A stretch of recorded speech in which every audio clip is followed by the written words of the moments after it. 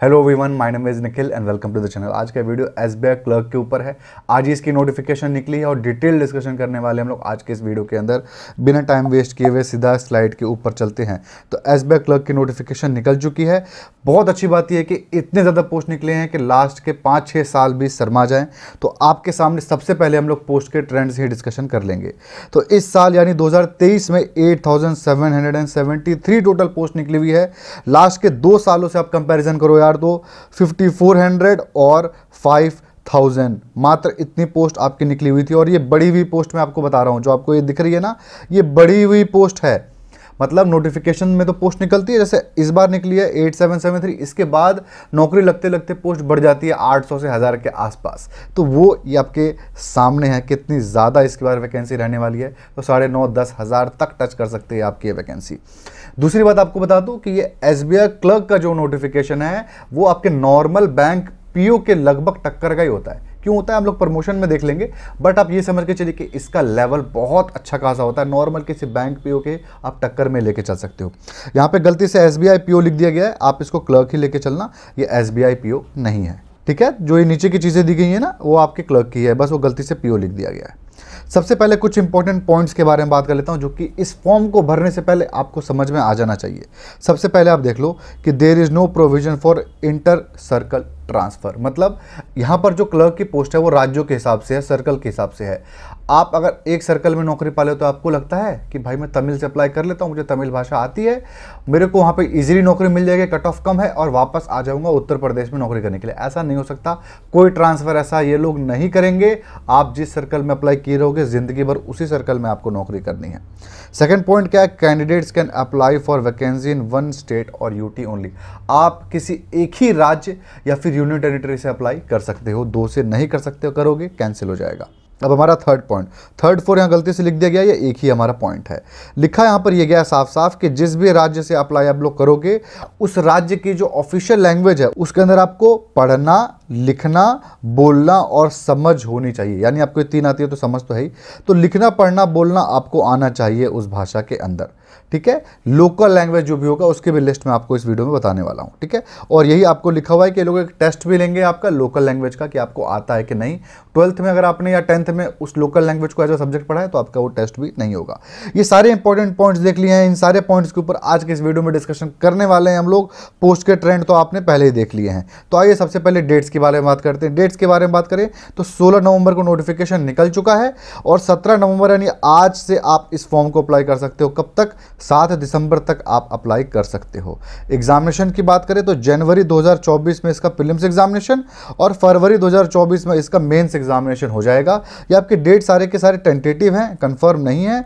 और इसके अंदर डेट क्या होगी ये भी कंफर्म नहीं किया गया। जनवरी के स्टार्ट में भी हो सकता है, एंड में भी हो सकता है, वो तो आते वक्त ही हमको पता चलेगा। आपको पता ही है एसबीआई पीओ का डेट जो मैंने बताया था उससे मेरा जो गेस था वो गलत निकला था और एसबीआई पीओ का डेट आपका दूसरा आया। तो भाई मैं गेस नहीं कर रहा, इसका डेट जनवरी और फरवरी में होगा, कोई भी डेट आपका हो सकता है। फीस के बारे में बात करें तो 750 रुपये आपकी एप्लीकेशन फीस है।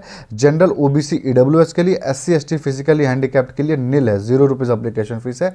फीमेल के लिए यहाँ पे कोई रिलैक्सेशन आपको नहीं है। नेक्स्ट स्लाइड के ऊपर आते हैं, पोस्ट के ऊपर 8773 जो हमारी ये पोस्ट आई हुई है, या आखिर क्या इसके अंदर डिवीजन है राज्यों के हिसाब से, तो आपके सामने आप देख सकते हो ये राज्यों के हिसाब से पोस्ट है। आपके कट ऑफ राज्यों के हिसाब से निकलेगी, आप किसी एक ही राज्य से अप्लाई कर सकते हो।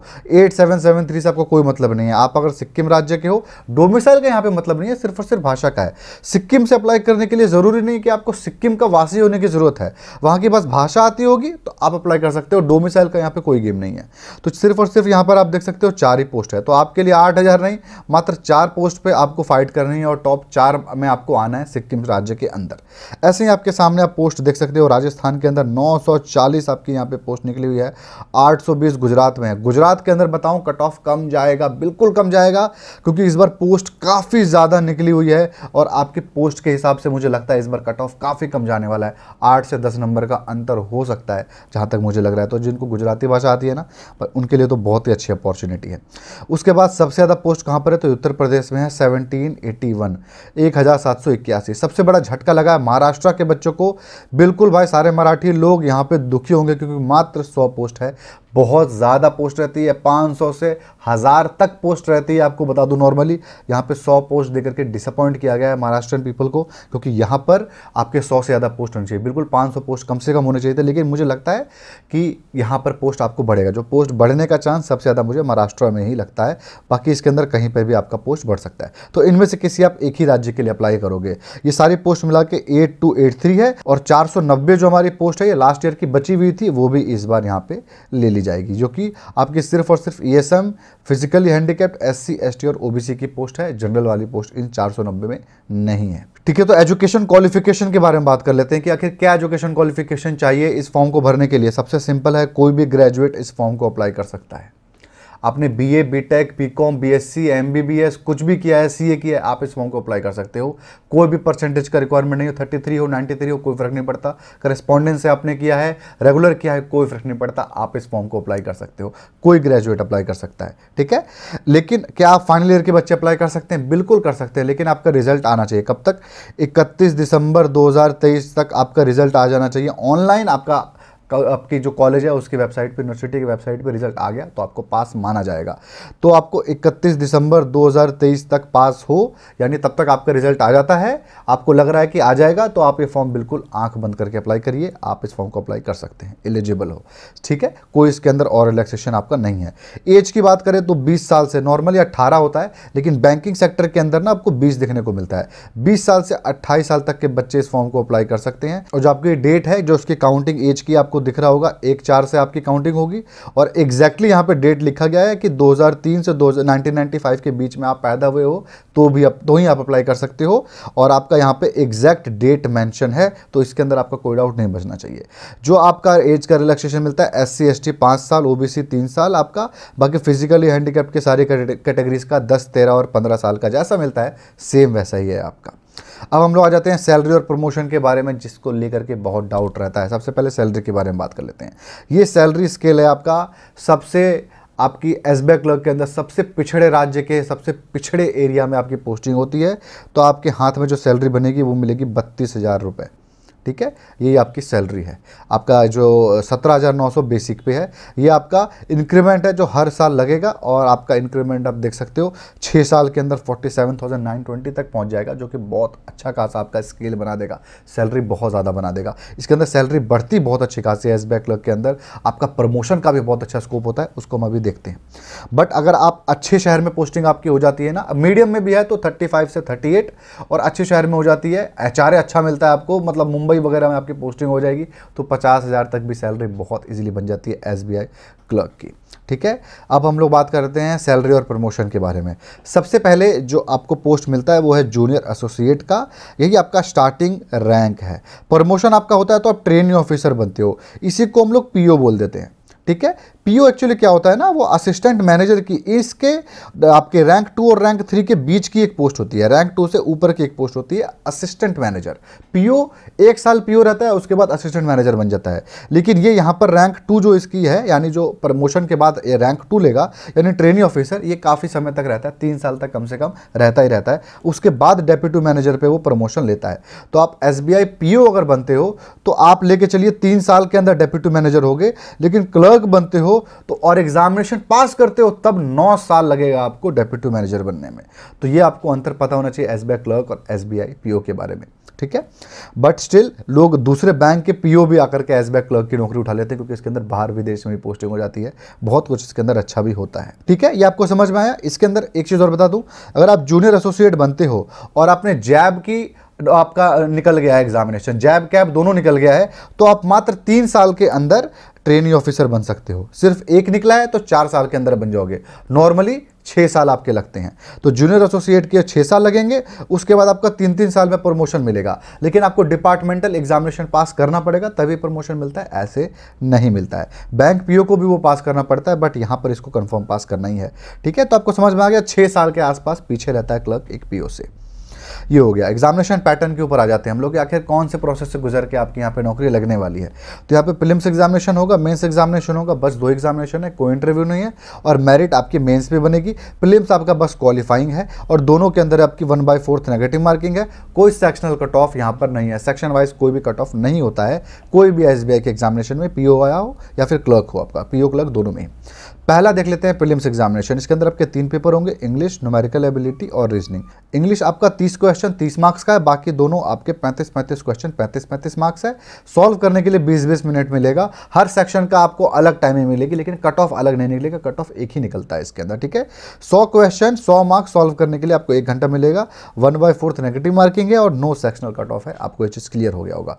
जो प्रीलिम्स पास करेगा बस पास करना है, मेरिट आपकी मेंस एग्जामिनेशन से बनेगी। मेंस एग्जामिनेशन में देखा जाए तो जनरल फाइनेंशियल अवेयरनेस आपका पहला पेपर होगा। और हाँ, जो आपका मीडियम ऑफ एग्जामिनेशन है उसके अंदर आपको ऑप्शन होगा हिंदी, इंग्लिश या फिर आपकी लोकल लैंग्वेज का। ये भी एक बहुत अच्छा पॉइंट है, 2-3 साल पहले ही इंक्लूड किया गया था एसबीआई क्लर्क के अंदर, जो कि बहुत ही अच्छी बात है। हाँ, प्रीलिम्स एग्जामिनेशन के अंदर भी आपको ये जो स्टार मार्क लिखा है इसका मतलब यही है कि आप इंग्लिश, हिंदी या फिर आपकी लोकल लैंग्वेज, जो कि मैं आपको बताऊंगा अभी क्या है, उसके अंदर आप इस एग्जामिनेशन को दे सकते हो। प्रीलिम्स के अंदर भी, मेंस के अंदर भी। मेंस के अंदर पहला पेपर आपका जनरल अवेयरनेस का ही है, 50 क्वेश्चन 50 मार्क्स, सॉल्व करने के लिए 35 मिनट मिलेगा। उसके बाद इंग्लिश 40 क्वेश्चन 40 मार्क्स, सॉल्व करने के लिए 35 मिनट मिलेगा। क्वांट में आपको 50 क्वेश्चन 50 मार्क्स और आपके रीजनिंग के अंदर 50 क्वेश्चन और 60 मार्क्स मिलेगा। दोनों के अंदर आपको 45 मिनट्स मिलेंगे। तो 190 क्वेश्चन 200 मार्क्स, सॉल्व करने के लिए 2 घंटा 40 मिनट मिलेगा। एसबीआई पीओ की तरह यहाँ पर एसबीआई पीओ में यहाँ पर एक डिस्क्रिप्टिव पेपर और होता है इंग्लिश का, वो यहाँ पर आपको देने की कोई जरूरत नहीं है। तो इंग्लिश आपका वीक है तो बहुत अच्छी बात है, यहाँ पे कोई टेंशन लेने की जरूरत नहीं है। और आपको पता है सेक्शन वाइज यहाँ पे कोई कट ऑफ नहीं है, तो आपको कोई सेक्शन वीक भी होगा तो यहाँ पे कोई टेंशन लेने वाली बात नहीं है। लैंग्वेज के बारे में मैंने आपको बताया दिया, एक बार लिस्ट आपको जरूर दिखा देता हूँ नोटिफिकेशन के अंदर। तो ये आपको सामने दिख रहा है, आपको नोटिफिकेशन डाउनलोड करिए और आपको ये दिख जाएगा लगभग 5वें पेज के अंदर। और ये लिस्ट है आपके सामने, इसके अंदर स्टेट लिखा हुआ है और आपको मीडियम ऑफ एग्जामिनेशन लिखा हुआ है, ठीक है। आप स्टेट देख लो, 1 से लेकर के यहाँ पर 33 लिखे हुए हैं। और जो भी जैसे वेस्ट बंगाल से अप्लाई आप कर रहे हो तो आपको हिंदी इंग्लिश तो मिलेगा, साथ में बंगाली का भी ऑप्शन मिलेगा। यूपी में उर्दू का भी मिलेगा, तेलंगाना में तेलुगु और उर्दू का भी मिलेगा। तो ऐसे आपको हिंदी इंग्लिश के अलावा भी और ऑप्शन मिल रहे हैं। यहाँ पे स्टेट लैंग्वेज भी आपका मिल रहा है, ठीक है। और आपका स्टेट वाइज आपको डाउट होगा ना कि भाई कौन से राज्य की क्या भाषा है, तो यहाँ पर आप देख सकते हो नोटिफिकेशन के सबसे पहले पेज के अंदर यहाँ पे चीज़ें लिखी हुई हैं।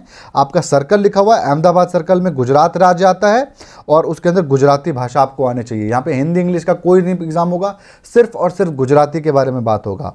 वैसे ही आपके सामने यहाँ पे बेंगलुरु है, इसके अंदर आपका कर्नाटका राज्य आता है और कन्नड़ आपको भाषा आनी चाहिए। वैसे आपका भोपाल है, इसके अंदर कौन से राज्य आते हैं, मध्य प्रदेश और छत्तीसगढ़। इसके अंदर आपको हिंदी भाषा में आना चाहिए, लिखना, पढ़ना और बोलना। ऐसे ही आपके सामने पूरी की पूरी यहाँ पे लिस्ट अवेलेबल है।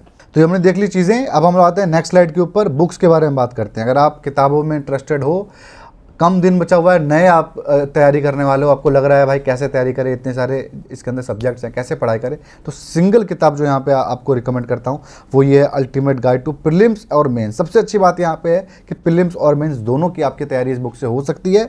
आप यहाँ पे फीचर के अंदर देख सकते हो, बहुत कुछ यहाँ पर चीज़ें लिखी गई हैं। प्रीवियस ईयर पेपर्स के अलावा हर एक टॉपिक यहाँ पर देख सकते हो, आपका बैंकिंग जनरल अवेयरनेस तक इंक्लूड किया गया है। तो नए बच्चों के लिए और ऐसे बच्चों के लिए जो ये सोचते हैं कि भाई मेरे को एक ही किताब पढ़नी है और दबा करके पढ़नी है, उनके लिए ये किताब बहुत ही अच्छी किताब है।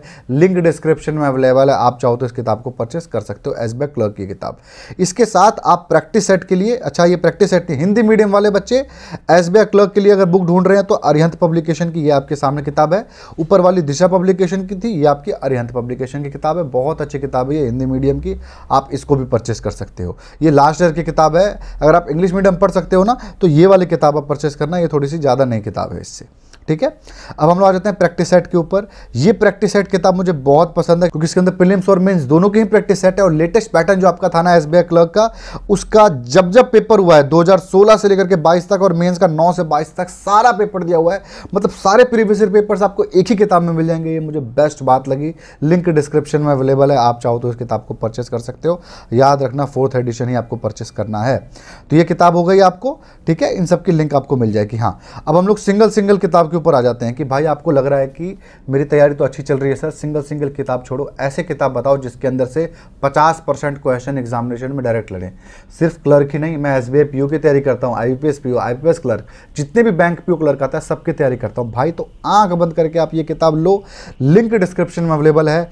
99 पेपर्स यहाँ पर दिए गए हैं, 99 आपके क्वांट और रीजनिंग के, 93 इंग्लिश के और 74 आपके जनरल बैंकिंग अवेयरनेस के। इन किताबों का सेट भी आप परचेस कर सकते हो, नहीं तो आप सिर्फ ये 3 भी परचेस कर सकते हो। जो एग्जामिनेशन में आप बैठोगे ना प्रीलिम्स के अंदर या मेंस के अंदर, आपके 50% क्वेश्चंस रिपीट मिलेंगे इन किताबों से।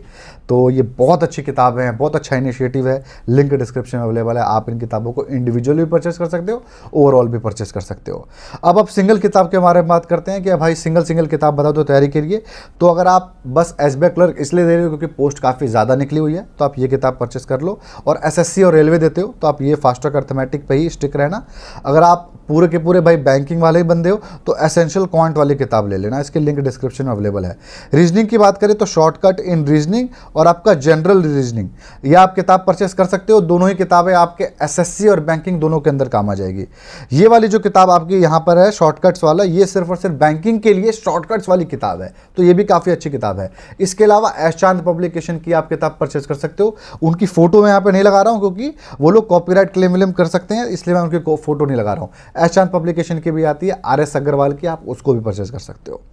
ठीक है, अब हम लोग आ जाते हैं यहाँ पे बैंकिंग अवेयरनेस की रामबाण किताब। भाई इसको आंख बंद करके परचेस कर लो, बात करने की जरूरत ही नहीं है बैंकिंग अवेयरनेस का, लेकिन मेंस में परचेस करना, अभी प्रीलिम्स में इसके अंदर कोई काम नहीं है। मेंस के लिए बेस्ट किताब है, वैसे कंप्यूटर के लिए आपका ये बेस्ट किताब है, आप इन दोनों को परचेस कर सकते हो। इसके अलावा इंग्लिश पे जाते हैं तो एसेंशियल इंग्लिश दिशा की और अरिहंत की objective general English SP Bakhshi की। ये अरिहंत पब्लिकेशन हो चाहे ना हो, SP बख्शी की किताब जो होगी वही आप परचेस करना। ठीक है, इन दोनों में से जो सस्ती होगी आप परचेस करना, दोनों ही बहुत अच्छी किताबें हैं ये। ठीक है, अब हम लोग आ गए किताबों के बारे में बात हो गई, सबकी आपको लिंक डिस्क्रिप्शन मिल जाएगी। अब हम लोग आ जाते हैं एग्जाम ब्लूप्रिंट, कौन से टॉपिक से कितने क्वेश्चन आए हैं आपके पिछले साल, उसके बारे में बात कर रहे हैं। ये 2022 का आपका एग्जामिनेशन ब्लूप्रिंट है। तो आप देख सकते हो इंग्लिश का यही आपका सिलेबस भी है। रीडिंग कॉम्प्रिहेंशन में 8 क्वेश्चन, एरर डिटेक्शन के अंदर 5, वर्ड यूसेज में 3, आपका सिटिंग रीअरेंजमेंट के अंदर 5, वर्ड स्वैपिंग में 4 और क्लोज टेस्ट के अंदर आपके 5 क्वेश्चन आए थे। यहाँ पर पजल इंपॉर्टेंट है, क्लर्क में एग्जामिनेशन में पजल का क्वेश्चन थोड़ा सा हल्का भी आता है और नंबर ऑफ क्वेश्चंस भी कम आते हैं, तो ये काफ़ी अच्छी बात भी है। जिसका पजल मतलब उतना अच्छा नहीं है वो। तो आपका रीडिंग कॉम्प्रिहेंशन के 8 क्वेश्चन, एरर डिटेक्शन के 5, वर्ड यूसेज के 3, सेंटेंस रीअरेंजमेंट के आपके 5, वर्ड स्वैपिंग के 4 और क्लोज टेस्ट के 5, आपके टोटल 30 क्वेश्चन आपके सामने हैं। ये नॉर्मल मुझे इजी ही मोस्टली पेपर लगता है, हल्का हल्का मॉडरेट का भी चले जाता है, इजी टू मॉडरेट रहता है, कुछ भी इसके अंदर हार्ड नहीं आता। इंग्लिश के अंदर SBI PO के अंदर जरूर हार्ड को आता है। ठीक है, तो ये आपके सामने हो गया, आप इसको सिलेबस भी ले सकते हो, कुछ भी ले सकते हो। आपके रीजनिंग आपके सामने है, आपका रो बेस्ड पजल 5 क्वेश्चन, क्लोज आपका सर्कुलर पजल 5 क्वेश्चन आपका, और फ्लोर फ्लैट आपका जो और आपका फ्लोर फ्लैट बेस्ड आपका जो पजल होता है ये 5 क्वेश्चन। ये तीनों ही थोड़े से इजी रहते हैं PO के कंपैरिजन में, सर्कुलर थोड़ा सा टफ रहेगा, बाकी ये दोनों बहुत ही इजी रहते हैं। ठीक है, सैलोजम हो गया, उसके बाद इनइक्वालिटी हो गया, दोनों में 3-3 क्वेश्चन, ब्लड रिलेशन के 4 क्वेश्चन, ऑर्डर रैंकिंग के 4, मीनिंगफुल वर्ड के 1, पेयरिंग के 1 और आपका अल्फान्यूमेरिक सीरीज वगैरह के 4 क्वेश्चन। ये आपके 35 क्वेश्चन हो गए। सीरीज के क्वेश्चन थोड़े से इजी आते हैं। वैसे आपका सेम यहाँ पे क्वांट का भी है, ग्राफ के आपके 5 क्वेश्चन, कैसलेट डाटा इंटरप्रिटेशन के आपके 6 क्वेश्चन, वर्ड नंबर सीरीज के 6 क्वेश्चन, सिंप्लीफिकेशन के 10 क्वेश्चन। इसके अंदर थोड़े मिसलेनियस टॉपिक भी आ जाते हैं, अर्थमेटिक के आपके 8 क्वेश्चन। ये आपका टोटल आपके 35 क्वेश्चन हो गए। ये आपके टॉपिक हैं। अगर इस वीडियो में ज़्यादा प्यार मिलेगा तो SBI क्लर्क की जो स्ट्रैटेजी बनाऊंगा उसके अंदर इन सब चीज़ों को मैं और डिटेल में डिस्कशन करूंगा। ये आपका एग्जामिनेशन ब्लूप्रिंट था। कट ऑफ के बारे में लास्ट हम लोग बात कर लेते हैं। 2022 का कट ऑफ आपके सामने है। प्रीलिम्स का कट ऑफ स्टेट वाइज आप कट ऑफ देख सकते हो। असम में 69.25 था, छत्तीसगढ़ में 72, 72.5। तो लास्ट ईयर तो वैकेंसी काफ़ी कम थी। इस बार क्या होने वाला है कट ऑफ तो भाई इतना कम जाता नहीं है कभी भी। इस साल कट ऑफ आप लेके चलिए 70 से 75 आपको मिनिमम टारगेट करना है। इससे कम आप टारगेट करते हो तो आप फेल हो, ऐसे भी लेके चलो। ये आपको मिनिमम टारगेट करना ही करना है। ठीक है। इसके बाद आप देख सकते हो किस राज्य में आपका क्या करना, पिछले साल की वैकेंसी डाउनलोड कर लेना और राज्यों के हिसाब से कितनी पोस्ट निकली हुई थी। सपोज हिंदी भाषी हो आप, डोमिसाइल तो है नहीं, 5-6 राज्य में हिंदी है आपकी लैंग्वेज, तो देखना ज़्यादा पोस्ट इस बार किस में निकली हुई है, वहाँ पे अप्लाई आप कर सकते हो। कट ऑफ का हिसाब से आप मैचिंग करा लेना, पोस्ट कितनी निकली थी लास्ट ईयर, उस हिसाब से क्या कट ऑफ के अंदर आया, उस हिसाब से आप कर लेना, क्योंकि 80 कट ऑफ तो बहुत ज़्यादा है। इस बार कट ऑफ कम होने के चांसेस डेफिनेटली है। महाराष्ट्र के कट ऑफ आपको कम दिख रहे हैं, इस बार ज़्यादा हो जाएंगे अगर इतनी कम सीट रही तो, ठीक है। तो ये आपको कट ऑफ भी देख लिया आपने, इसकी लिंक भी आपको डिस्क्रिप्शन में मिल जाएगी। कुछ आपके डाउट रहते हैं, क्या एक से ज़्यादा पोस्ट के लिए अप्लाई कर सकते हैं, तो बिल्कुल नहीं कर सकते हैं। डिफरेंट स्टेट से अप्लाई कर सकते हैं, बिल्कुल कर सकते हैं, बस भाषा आनी चाहिए। फाइनल ईयर के बच्चे बिल्कुल अप्लाई कर सकते हैं। लैंग्वेज प्रॉब्लम जो बताया था मैंने आपको सब कुछ क्लियर कर ही दिया है, ठीक है। तो आई थिंक सारे डाउट मैंने आपके क्लियर कर दिए हैं। कुछ डाउट बचा होगा तो कमेंट करिएगा, मैं उसको भी जरूर क्लियर कर दूंगा। तो बस यही था आज के वीडियो में। आई होप आपको इस वीडियो से फायदा मिला होगा। फायदा मिला तो वीडियो को लाइक जरूर करें, कमेंट करें अपने डाउट को, और अगर आपको ऐसे और वीडियो देख रहे होंगे तो आप चैनल को भी जरूर सब्सक्राइब करें। Thank you.